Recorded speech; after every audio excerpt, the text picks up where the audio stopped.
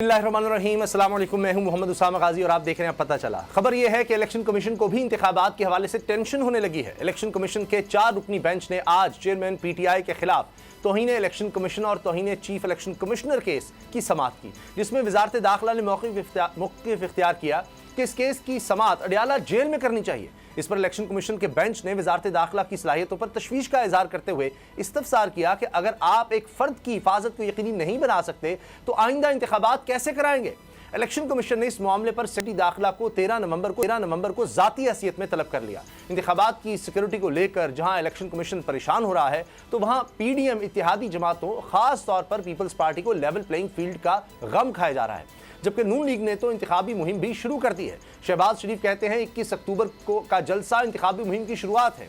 उनका यह भी कहना है कि नवाज शरीफ की पॉलिसी मुफाहमत है, मगर ये मुफाहमत किसके साथ होगी, इस सवाल का जवाब शहबाज शरीफ गोल कर गए।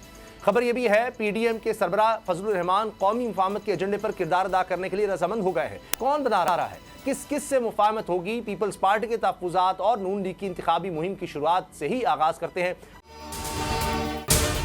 अगर आपको ये वीडियो पसंद आई तो सब्सक्राइब करें और बेल पर क्लिक करें। सब्सक्राइब करें और बेल दबाएं ताकि कोई खबर रह न जाए।